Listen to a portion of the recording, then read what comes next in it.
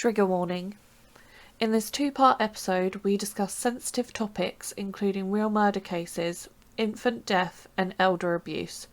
If you may be triggered by this, please do not watch. Hello everyone, welcome back to the Spooky and Kooky podcast for our 6th episode. As always, if you like the content, then please give us a like and subscribe on Spotify or YouTube. So we're doing a bit of a serious one today. There will be no jokes had here. Sorry. Looking at you. We're going to do about female killers today.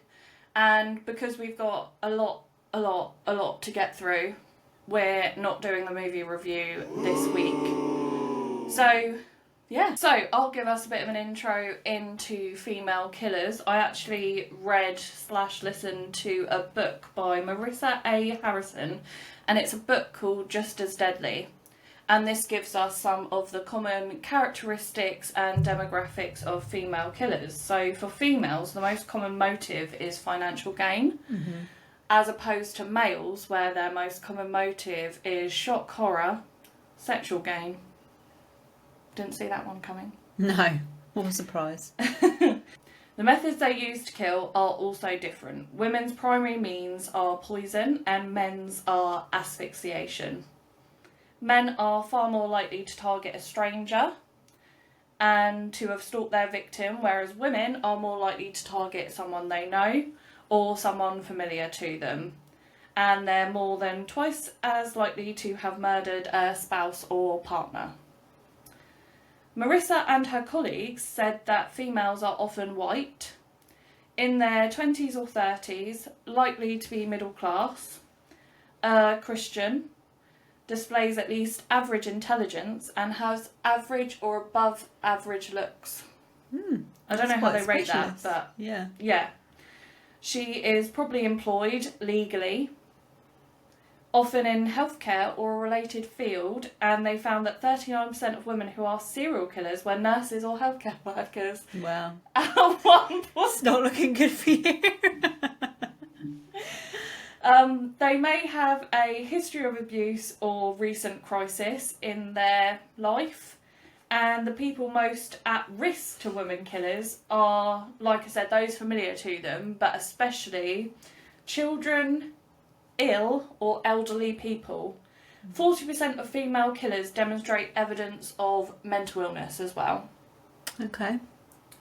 So there could be more underlying, but that sort of gives us a nice little intro about female serial killers, or just female killers in general. Yeah. That's mad. I thought you were going to say that a lot are like mercy killings, because... what are mercy killings? Like, you know, when someone's like on the brink of death in a lot of pain and things. Oh, okay. And you just kind of put... No. No, like the title of Marissa's book, Just as Deadly. Yeah. And I think women are often underestimated, and perhaps some, they don't even get suspected a lot of the time. Yeah. Like, I know in my stories, there are some controversial moments, and just because it popped into my head, I don't know if you ever used to watch Forensic Files on Netflix. Yes.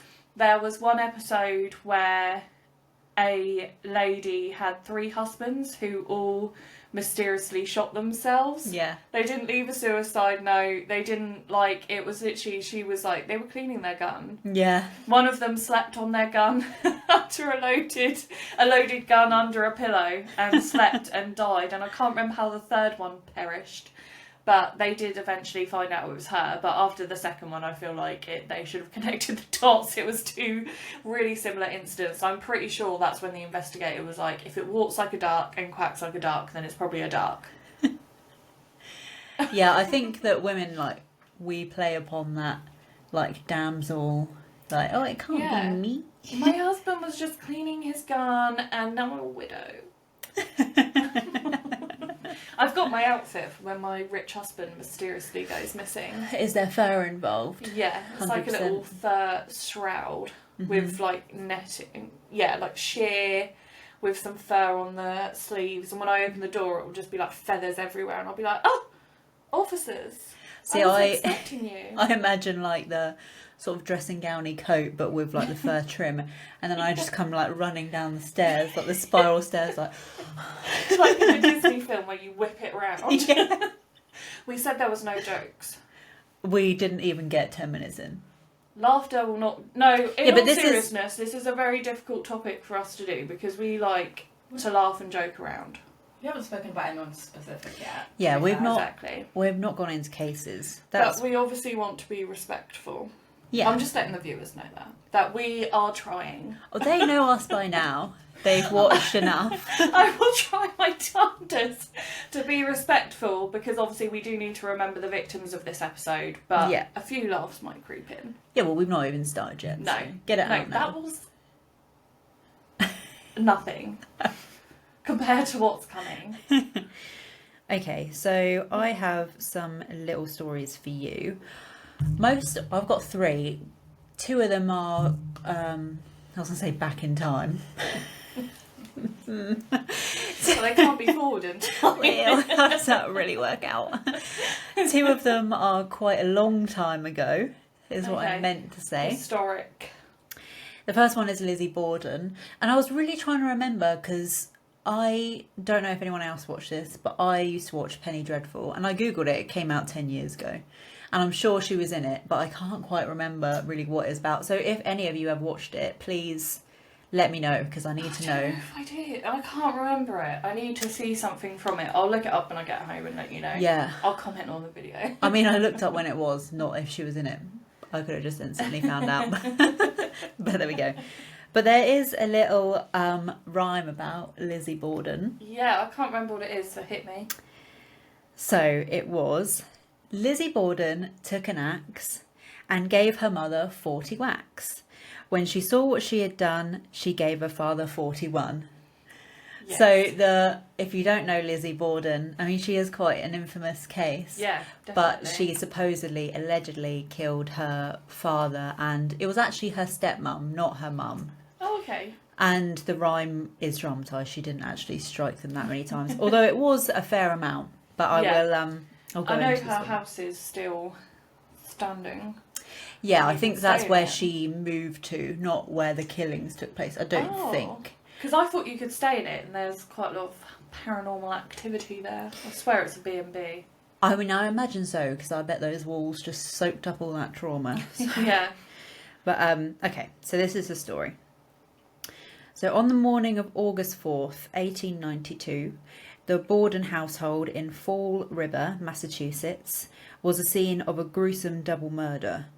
The family consisted of Andrew Borden, his second wife Abby, and his 2 daughters Lizzie and Emma. Emma was away visiting friends at the time of the murders. This is a timeline of events. So 9 a.m. that morning, Andrew Borden left the house to conduct business in the town. At 9:30, Abby Borden went upstairs to make her bed in the guest room. At 10:30, Bridget Sullivan, the family maid, went outside to wash windows. At 10:45, Abby Borden was attacked in the guest room, where she was struck 19 times with a hatchet, primarily in the back of her head. At 11 o'clock that morning, Andrew Borden returned home to lie down on the sofa in the sitting room for a nap. At 11:15, Andrew Borden was attacked while sleeping.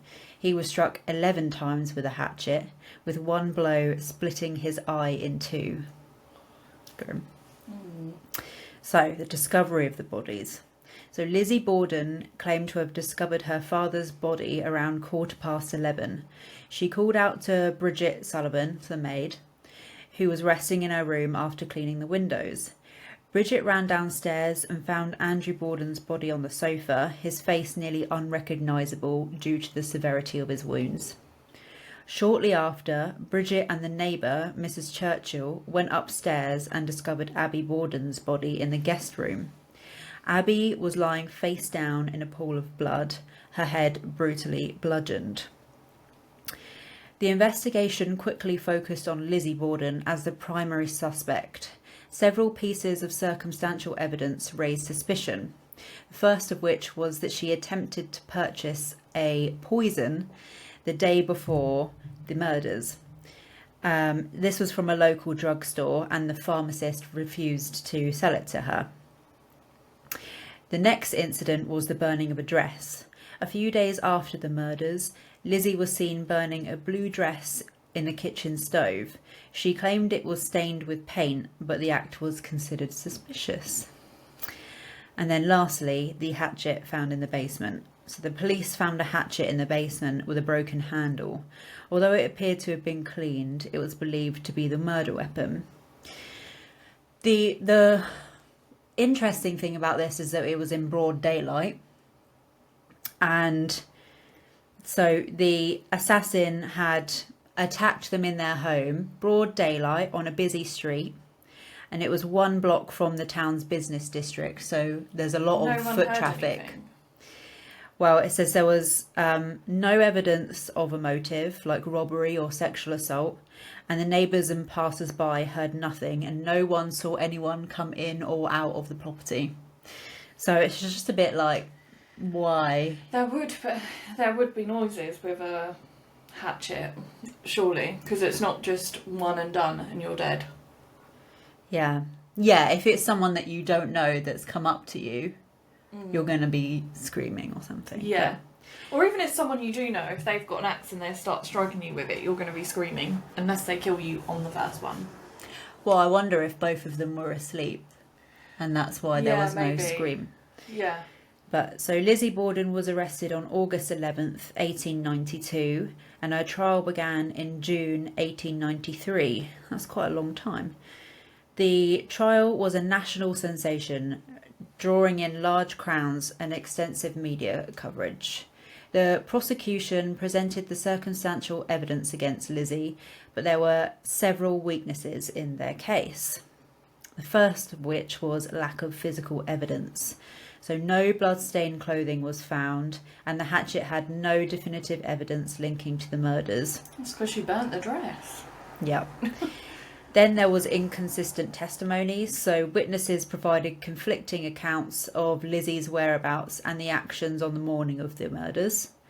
And lastly is spectral evidence. When was this? What year? This was You probably said- 1892. A trial They've 1893. moved on. Yeah, okay. So some of the evidence presented was based on dreams and visions, and so not considered reliable. So on June 20th, 1893, after a trial that lasted nearly 2 weeks, Lizzie Borden was acquitted of all charges. The jury deliberated for just over an hour before reaching their verdict, and despite her acquittal, Lizzie remained a controversial figure and was ostracised by the community. Lizzie and her sister Emma moved to a new home in Fall River, where they lived together for several years before eventually growing apart. Lizzie lived the rest of her life in relative seclusion and died of pneumonia on June the 1st, 1927. The case of Lizzie Borden remains one of the most famous unsolved mysteries in American history, and the story has inspired numerous books, films, and even a popular nursery rhyme. So the Borden House in Fall River is now a museum and bed and breakfast, attracting visitors interested in the infamous case. And so for a motive, so they were quite a wealthy family. Right. But her dad was quite frugal and didn't really want to spend a lot of his money. So they lived in, it wasn't a bad area of town, but it wasn't the posh area of town.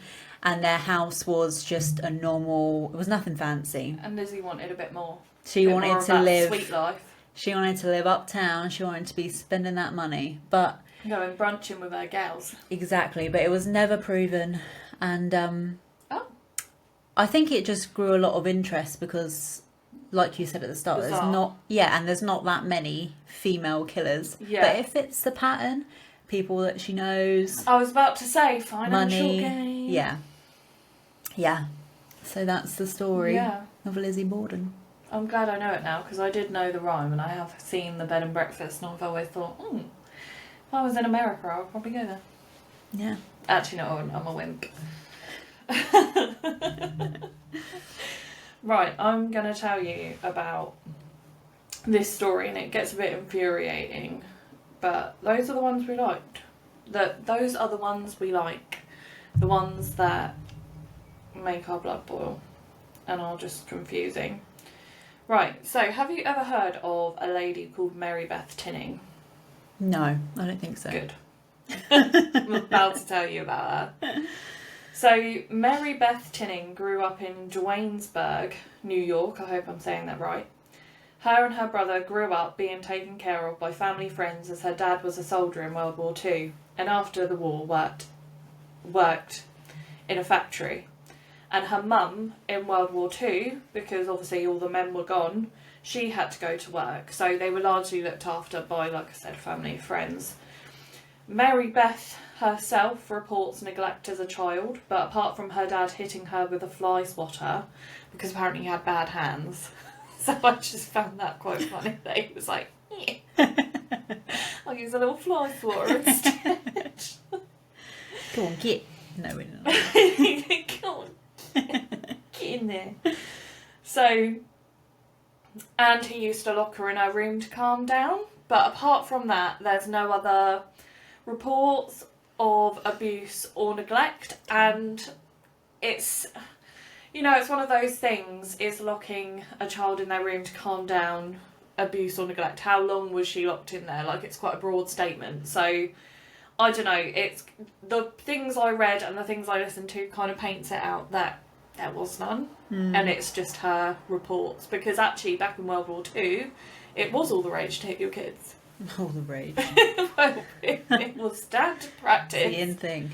Yeah, so, you know, the jury's out. The family friend who was looking after them sounded like she absolutely put her foot in it and told Marybeth that she was an accident and that her elder brother was the one they wanted and that they didn't really want Marybeth. Damn. So this affected her all her life. Yep. And she even said to her brother, they wanted you and they didn't want me, which obviously a little kid is going to take that in. Yeah. So she tried to take her life numerous times in her teens. She worked at a hospital as a nursing assistant and went on a blind date her friend set up with Joseph Tinning, and they got married in 1965. Family and friends of Marybeth described her as quite strange and couldn't quite put their finger on it, but just described her as never quite happy, never quite satisfied with life.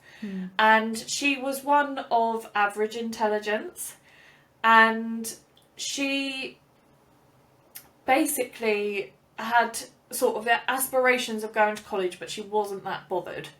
She just said to, like, people who knew her, all I want is a devoted husband and children. That's all I want out of my life. Okay. After they got married in 1965, in 1971 they welcomed their first daughter, Barbara. When Barbara was born, Joseph was a doting husband and father. Marybeth appeared to throw herself into motherhood.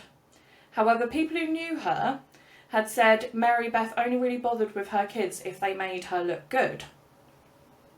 They had another child a few years after Barbara, Joseph Jr., and then another child, Jennifer. When heavily pregnant with Jennifer, Marybeth's dad died suddenly at 54 from a heart attack. This was said to cause a depressive shift in her personality, and after giving birth to Jennifer, she died at 8 days old from a birth defect in the hospital, so she never went home from the hospital. She was in the hospital the whole time. And she did have a proven birth defect of meningitis and multiple lesions on the brain, and you all understand why I'm making that clear, that Jennifer died from natural circumstances as we go on. Yeah. So 15 days after Jennifer's death, Joseph Jr. was rushed to the hospital, and Marybeth claimed he was having a seizure and choked on his own vomit. Doctors kept him under observation and treated him for a mild viral infection, but there was no evidence that there had been a seizure, and there was no more seizures, so he was allowed to go home. Just a couple of hours later, after they left the hospital, Marybeth returned to the hospital and he was dead on the scene. His death was ruled as a cardiac arrest. In 1972, Marybeth rushed 4-year-old Barbara to the hospital claiming she had gone into convulsions, and at the hospital Barbara slipped into a coma and died days later. And doctors attributed this to a rare, serious medical condition called Ray's syndrome, which, if I'm right, it caused swelling on the liver and swelling in the brain. So in 1973, they then welcomed a baby boy, Timothy, and 3 weeks after the birth, Marybeth attended hospital, claiming she had found him lifeless in his crib. Doctors attempted to revive him, but were unsuccessful, and they attributed it to cot death. So we know cot death today as sudden infant death syndrome, or SIDS. So after the loss of 4 children, Joseph and Marybeth's marriage was rocky, and Joseph started to act bizarrely, and then was suddenly taken ill. Marybeth rushed him to the hospital, where he was immediately admitted for a near-fatal barbiturate poisoning. He made a full and speedy recovery and was returned into the care of Marybeth. Oh no. And no one did anything about that. God. They just patched him up and sent him on his way, which is just bizarre. In 1975, they gave birth to their 5th child, Nathan, and again he was hospitalised 3 weeks after his birth due to suspected pneumonia, as he had breathing difficulties and bleeding from his mouth and nose. He was treated for a month and returned home, but sadly did not survive till 5 months old. Marybeth had claimed she was driving with him in the car and he had passed in his car seat. At age 33, and after the loss of 5 of their children, doctors' suspicions grew about Marybeth and got together in analysing deaths. Marybeth and Joseph were submitted for many medical tests to see if there was a genetic abnormality to explain why their children were dying so young. This proved little value, and they did not find any genetic abnormality. And there was also no known abnormality that would cause sudden infant death syndrome in 5 children. It just wasn't a thing. Yeah. I don't know if it's a thing now, but definitely this time there wasn't a known one, and when they looked for anything they couldn't find it. So people also grew suspicious that they continued to have children despite the deaths. And this suspicion appeared not to fall on deaf ears, as Marybeth and Joseph then adopted a child, Michael, in 1978. 2 months after the adoption, they gave birth to a baby girl called Mary Frances. In 1979, Marybeth rushed Mary Frances to the hospital and said she had had a seizure, and unfortunately doctors said she had irreversible brain damage and died 2 days later once life support was removed. The same year they had another baby boy, Jonathan, who, like his siblings, had a mysterious ailment and died after being kept on life support for a month, and his death was counted as undetermined. Friends and family said that Marybeth at the funerals played the grieving mother well, a little too well, and seemed to enjoy the attention she got with everyone's sympathies when these events happened. The doctors always noted how Marybeth seemed to lack the usual emotion as a grieving mother should when the deaths actually occurred, though. Michael, the adoptive baby, by all reports was happy and healthy, until in 1981, where Marybeth turned up at her local paediatrician's office with Michael, aged 2.5, already deceased.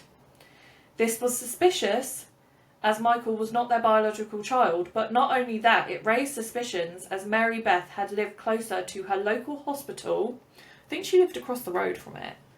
She lived closer to a 24/7 A&E. Yeah. And she decided to wait until the paediatrician's office opened and took him there, which was further away. So that in itself raised eyebrows. When he was examined after death, he was said to have a very mild case of pneumonia, however not significant enough to cause the death. Marybeth explained he had fallen down the stairs 2 weeks prior and hit his head. Must be that. Jesus. They then fell on financial issues and lived with Joseph's parents for 11 months before buying a trailer. Knowing suspicions were mounting, she convinced Joseph to move to a new area. There were reports made to a police hotline and people asking if they weren't going to do anything to look into this, because everyone around them was like, the math ain't mathin'. Yeah. So the trailer later burnt down, the trailer that they bought, and many suspected Marybeth to be the cause of the fire. However, no charges were filed. Things seemed quiet in the Tinnings' life until at age 43, Marybeth gave birth to their final child, Tammy Lynn, in 1985. Tammy Lynn was kept a close eye on by health professionals due to her siblings' early deaths, but as soon as they backed away, Tammy Lynn died of asphyxia, and authorities could no longer ignore the suspicions around the Tinnings.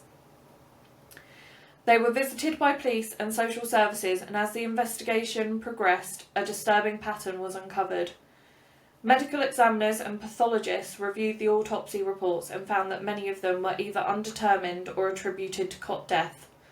Despite this being improbable for so many children in one family meeting the same fate.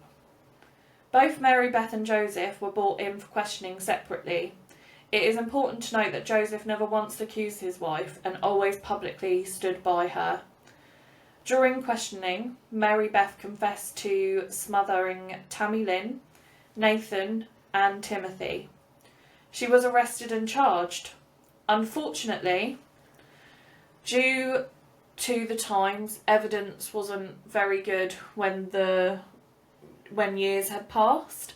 So unfortunately, prosecution could only go ahead and try her for the murder of Tammy Lynn. Right. But prosecutors felt if she was charged with this murder, it would bring justice for the rest of the children. Well, I don't not agree really. with that. The defence argued that Marybeth had been coerced into her confession and there wasn't sufficient evidence for murder and must have been due to a rare genetic condition. What about the one that they adopted? Well, he fell down the stairs. I know. The prosecution countered this with the fact of Marybeth's suspicious behaviour, including the fact she had not used a sleep apnea monitor for Tammy Lynn, despite advice from doctors and her personal experience with SIDS. Yeah, you would be hypervigilant. You would be paranoid. Yeah. She was sentenced to 20 years in prison.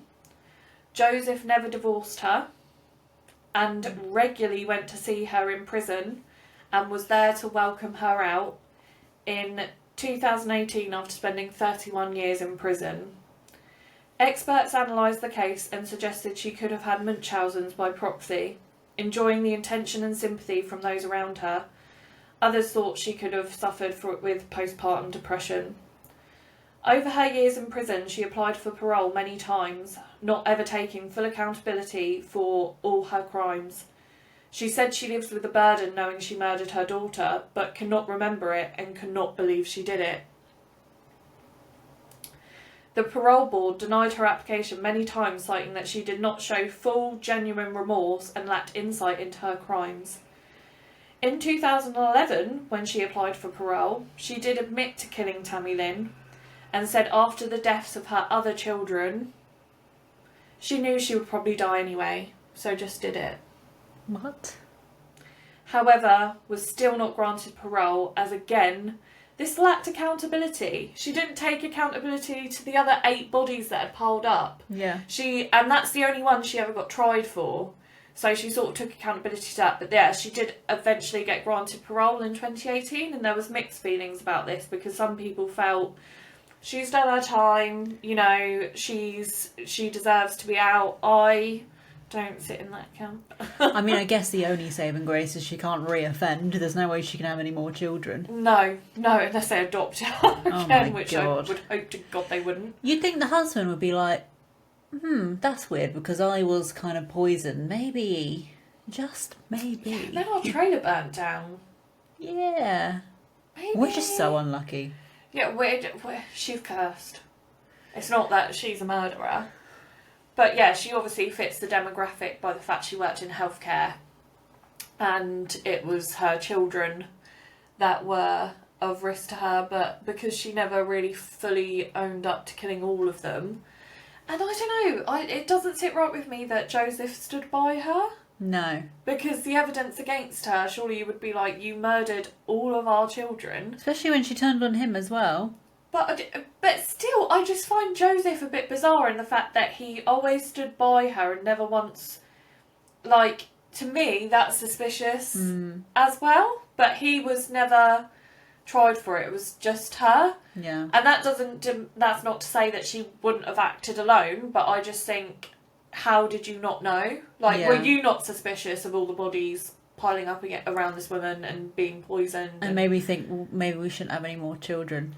Yeah, maybe let's not, like, I mean, she did with the adoption, but I think that was only because people were starting to get suspicious and there were whispers around town. Yeah, I thought he might be the only one that would escape that fate because, you know, then her story of genetics would still...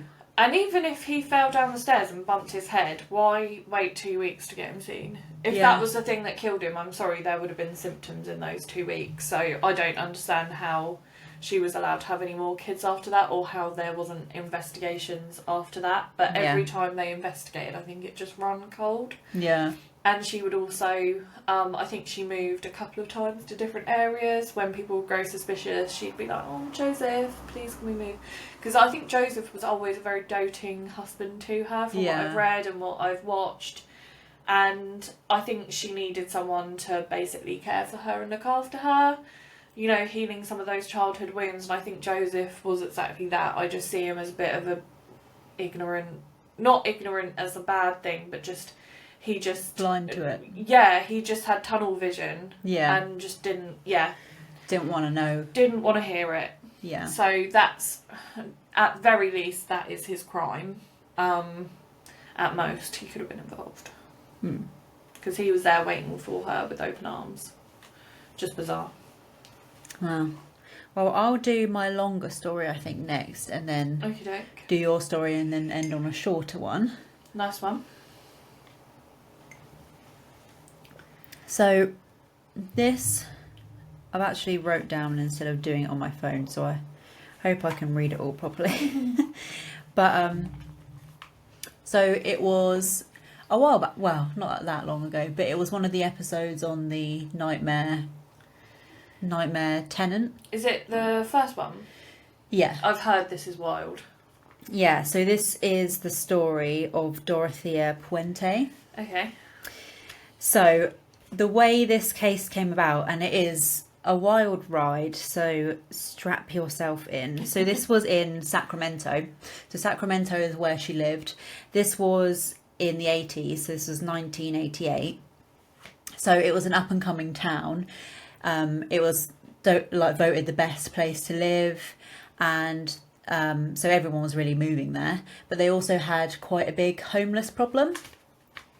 So they thought, right, we'll set up a homeless task force.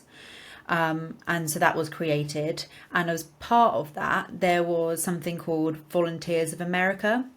So this was people, obviously, that would volunteer their time with the idea that they would help homeless people seek, a lot of them had like mental health issues, so seek the mental health services that they need, generally just safeguard them and make sure that they're well protected.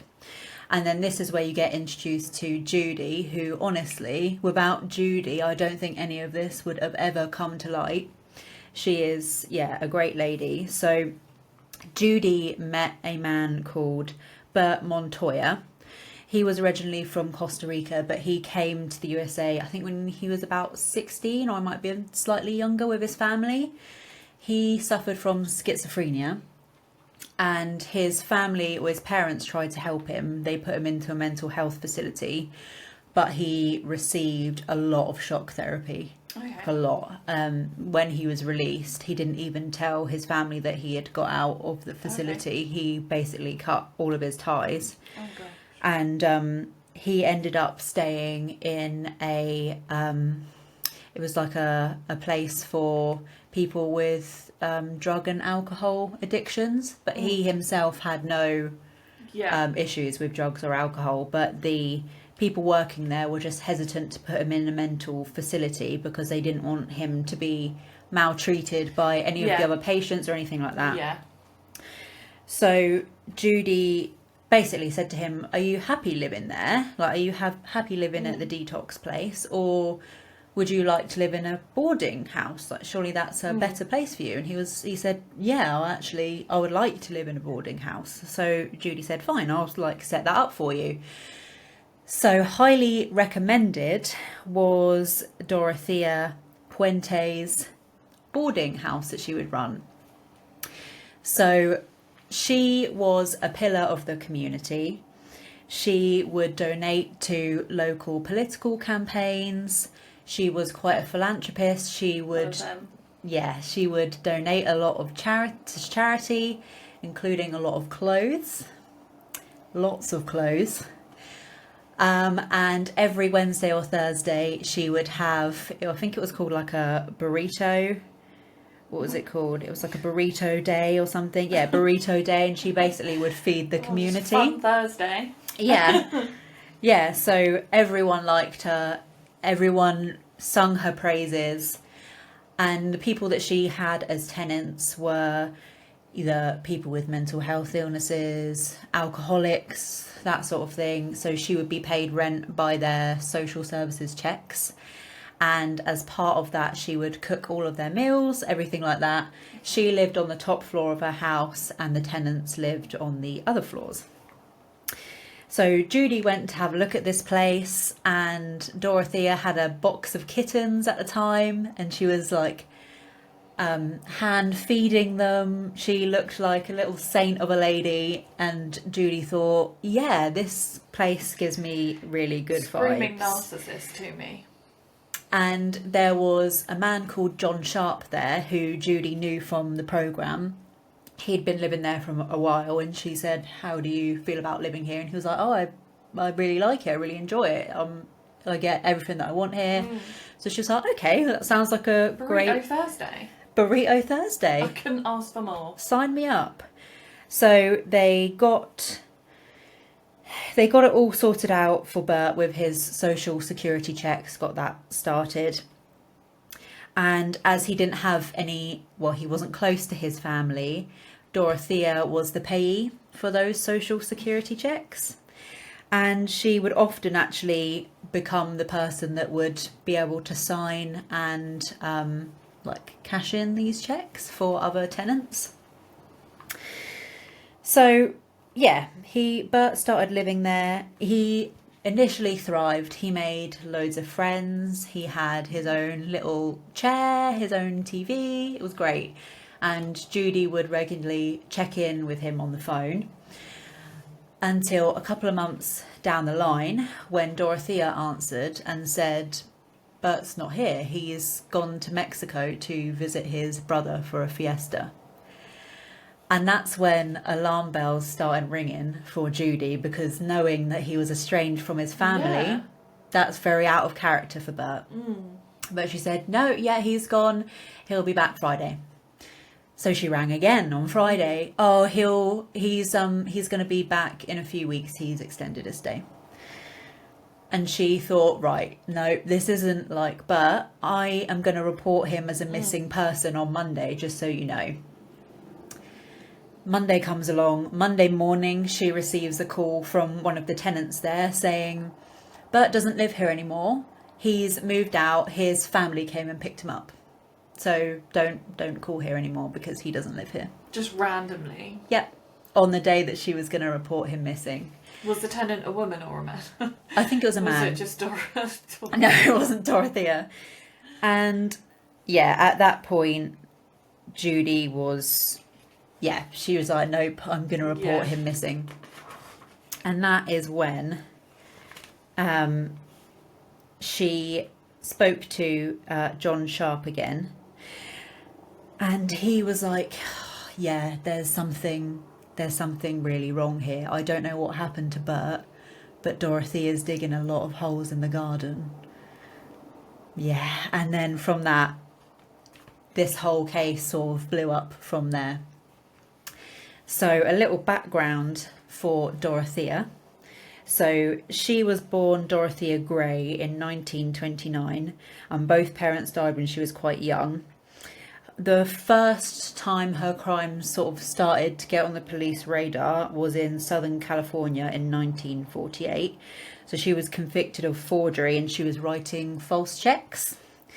After that, she worked as a prostitute in the 50s and then became a madam herself. She was convicted for both of those, prostitution and being a madam, and she went to jail for 5 years for that, I believe. What's being a madam? Is that like a female pimp? Yeah, basically, day, like yeah. running a brothel, essentially. Okay. Yeah. So. Yeah, the next time she came up on police radar was in 1982, and it involved a man named Malcolm Mackenzie. So he was an elderly man that she had picked up in a bar.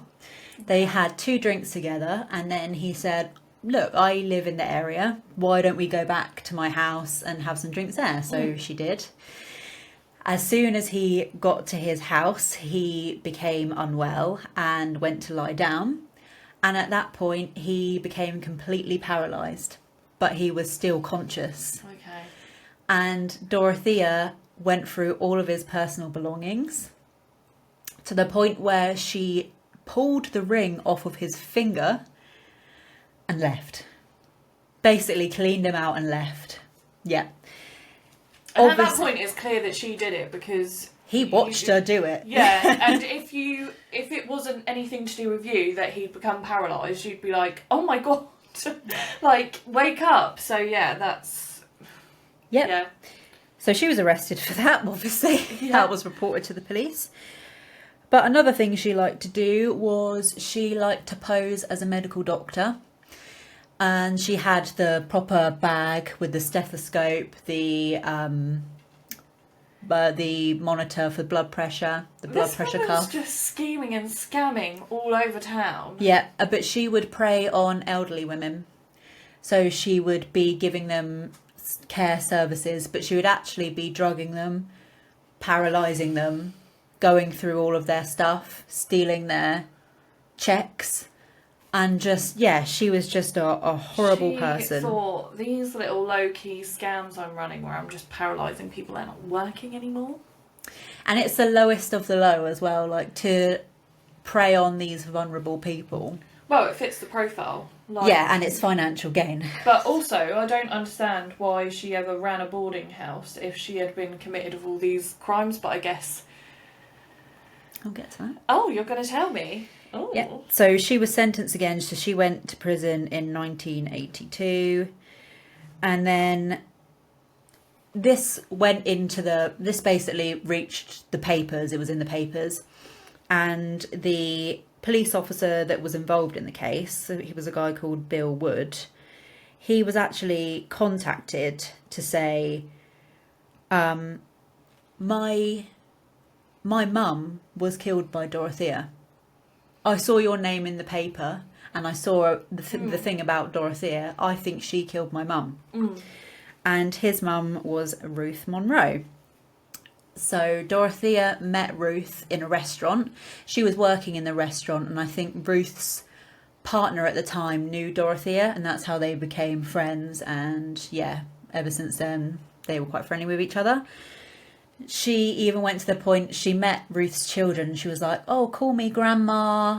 Yeah, really lovely old lady vibes. But why do they always do that? They move in and like so familiar with themselves. It's like that guy who killed someone's child and then he was like staying at their house. Yeah. And it was like, why? Just leave them alone. Yeah. But yeah, anyway. So, yeah, the kids got nothing but good vibes from Dorothea. She's very good at that. And then they ended up basically getting a restaurant together, Dorothea and Ruth. And Dorothea would constantly tell Ruth, look, the restaurant's not going very well. We need more investment. So Ruth was ploughing more and more money into this restaurant. Ruth's partner at the time then had terminal cancer. And Ruth didn't want to live on her own anymore. So she moved in with Dorothea. Yeah. And that's when things started to go awry. So they ended up closing their restaurant because apparently it wasn't successful enough. The son said it all started to get a bit weird 3 days before Ruth's death. So he went to visit his mum, and his mum was holding an alcoholic drink. She's allergic to alcohol, so she never drinks. And he asked her, why, what are you doing? Like, why do you have this drink? And she said, oh, Dorothea made it for me to calm my nerves because the restaurant's closed and, you know, I'm just feeling really stressed about that. And he was like, okay. But you're allergic to alcohol, so it doesn't really matter. Yeah, you're not going to feel better after that. Put it down. Yeah, so he said, okay, and then he left. Next day he came back to see her, and Dorothea said, oh, she's not feeling very well. She's in bed asleep. And he said, okay, well, I'm just going to pop in and see her.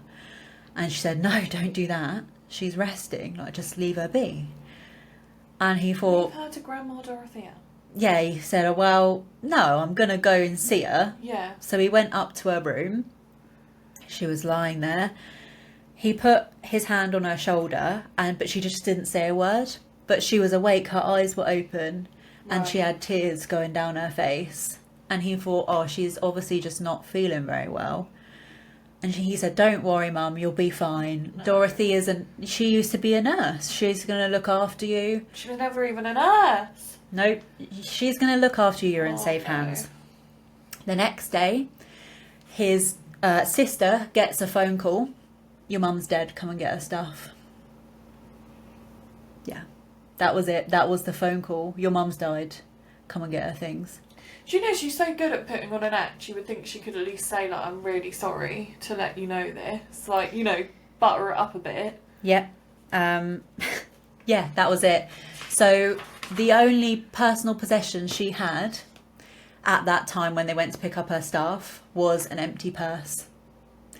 Dorothea had said that she had given her all of her jewellery. She'd cleaned out the joint bank account that they had for the restaurant. Everything was gone. So the only personal belongings was this purse. Dorothea claims that Ruth committed suicide because she basically called the coroner to say that. They did toxicology on her, and she had very high levels of, like, lethal high levels of multiple drugs in her system. And the family protests to this day that there's no way their mum would kill herself, that this was Dorothea. And all of her sort of the build up to her death was all very strange and very bizarre. But the issue was the crime lab at the time wasn't set up enough. They weren't advanced enough to be able to do the tests that they needed to say with any sort of concrete proof that she didn't kill herself and that it was Dorothea that did it. So she basically... Should be suspicious though, like this lady gave all of her possessions and money to Dorothea and none to her children. Yeah. But it didn't seem like she was estranged from them, like the son was there 2 days prior. Yeah.